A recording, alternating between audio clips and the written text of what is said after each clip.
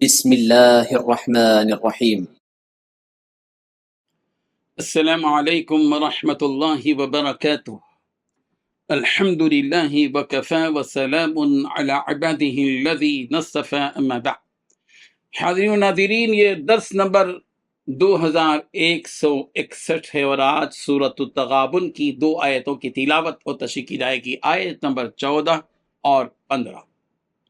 اعوذ باللہ من الشیطان الرجیم، بسم اللہ الرحمن الرحیم۔ يا أيها الذين آمنوا إن من أزواجكم وأولادكم عدوا لكم فاحذروهم وإن تعفوا وتصفحوا وتغفروا فإن الله غفور رحيم إنما أموالكم وأولادكم فتنة واللہ عنده اجر عظیم، صدق اللہ العظیم۔ لفظی ترجمہ یوں ہیں، یا ایہا الذین آمنوا، اے وہ لوگو جو ایمان لائے ہو، ان من ازواجکم، بلا شبہ تمہاری بیویاں، بعض بیویاں، و اولادکم، اور تمہاری بعض اولاد، عدوًا دشمن ہیں، لکم تمہارے، فاحذروہم، لہذا تم بچو ان سے، وَإِن تَعْفُوا، اور اگر تم معاف کرو، وَتَصْفَحُوا، اور درگزر کرو، وَتَغْفِرُوا، اور بخش دو، فَإِنَّ اللَّهَ غَفُورٌ رَحِيمٌ، تو بلا شبہ اللہ معاف کر دینے والا، رحم کرنے والا ہے۔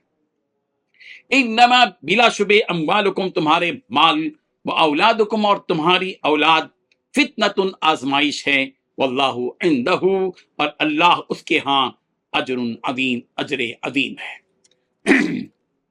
ترجمہ یوں ہے، ایمان والو، تمہاری بیویاں اور تمہاری اولاد، تمہاری بیویوں اور تمہاری اولاد میں سے کچھ تمہارے دشمن ہیں، اس لیے ان سے ہوشیار رہو، اور اگر تم معاف کر دو اور درگزر کرو اور بخش دو تو اللہ بہت بخشنے والا، بہت مہربان ہے۔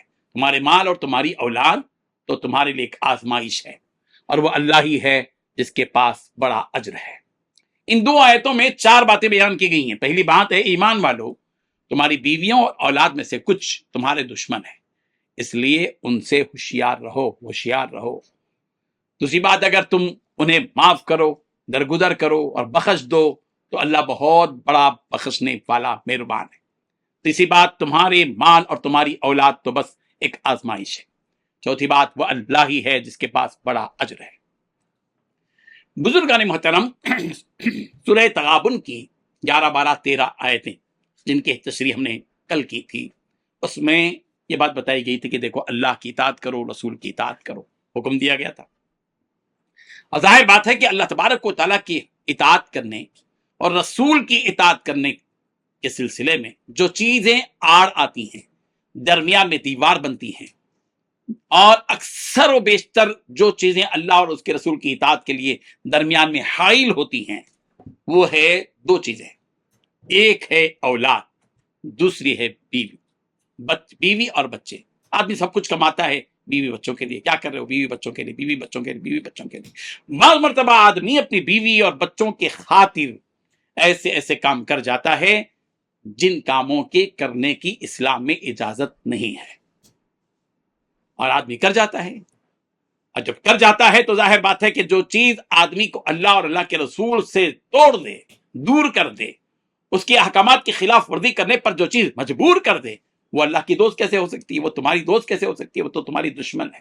یہی حقیقت اللہ تبارک و تعالیٰ بتا رہے ہیں۔ اے ایمان والو، اس حقیقت کو سامنے رکھ کر اپنی زندگی بسر کرو کہ یاد رکھو کہ تمہاری بعض بیویاں، تمہاری بعض بچے ایسے بھی ہوتے ہیں جو تمہارے لیے دشمن ثابت ہوتے ہیں کہ تم ان کے خاطر اللہ اور اللہ کے رسول کی اطاعت سے رک جاتے ہو، ان کی خاطر تم نماز چھوڑ دیتے ہو، ان کے خاطر حرام کھاتے ہو، ان کے خاطر اسراف کرتے ہو۔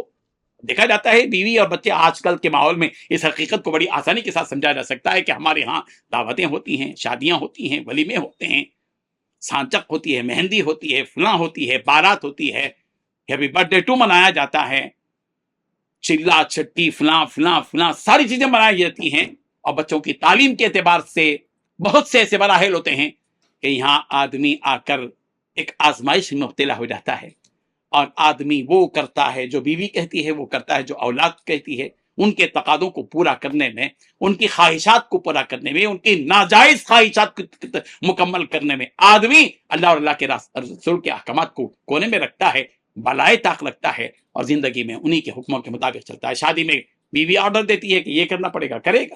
بچے کہتے ہیں کہ ہم کو یہ کرنا پڑے گا، کرے گا۔ ظاہر بات ہے کہ یہ اللہ تبارک و تعالیٰ بتا رہے ہیں کہ یاد رکھو اے ایمان والوں کہ تمہاری بعض بیویاں، بعض تمہاری اولاد ایسی ہے جو تمہارے لیے دشمن بن سکتی ہے، اسی لیے فاحذرہم، ذرا ان سے ہوشیار رہو۔ اللہ کہہ رہے ہیں، یہ ہم نہیں کہہ رہے ہیں، آفاقی کتاب کہہ رہی ہے کہ تم ان سے ہوشیار رہو، ذرا بیدار رہو، الرٹ رہو، یہ اللہ تبارک و تعالیٰ کہہ رہے ہیں۔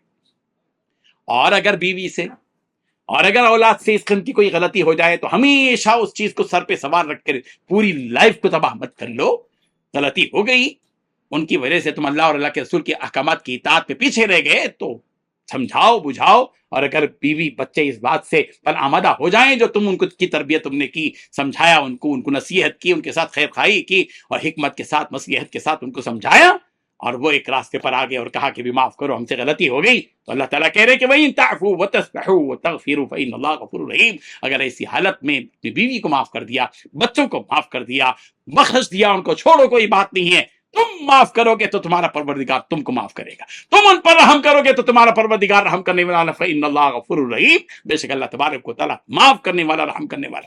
اور ایک حقیقت اللہ تبارک و تعالیٰ کے بیان کر رہے ہیں کہ یاد رکھو، انما اموالکم اولادکم فتنہ، یہ جو اللہ تبارک و تعالیٰ نے تم کو یہ مال دیا ہے، یہ اولاد تم کو دی ہے جن پر تم فخر کرتے ہو، لوگوں کے درمیان میں غرور کرتے ہو، گھمنڈ کرتے ہو، یہ تمہاری آزمائش ہے۔ صرف ان کو اللہ تبارک و تعالیٰ کی دی ہوئی نعمت مت سمجھو، یہ نعمت بھی ہے، امانت بھی ہے، اور تمہارے لیے امتحان کا ذریعہ بھی ہے۔ اللہ آزماتے ہیں تم کو مال دے کر کہ مال ملنے کے بعد تمہارے دل کی کیفیت کیا بدلتی ہے۔ اولاد دے کر اللہ تبارک و تعالیٰ تمہاری آزمائش کرتے کہ تم ان اولاد کو سامنے رکھ کر برداشت کرتے ہو، نہیں کرتے ہو، صبر کرتے ہو یا نہیں کرتے ہو، اللہ تعالیٰ کی دی ہوئی نعمتوں پر شکر ادا کرتے ہو یا نہیں کرتے ہو، فرما برداری کرتے ہو یا نہیں کرتے ہو، اللہ تبارک و تعالیٰ تمہاری آزمائش کرتے ہیں۔ اس لیے تم اپنے مال کے سلسلے میں اور تمہاری اولاد کے سلسلے میں اس حقیقت کو سمجھو کہ یہ مال اور یہ اولاد تمہارے لیے آزمائش کا ذریعہ ہے۔ اللہ عنہ اجر عظیم۔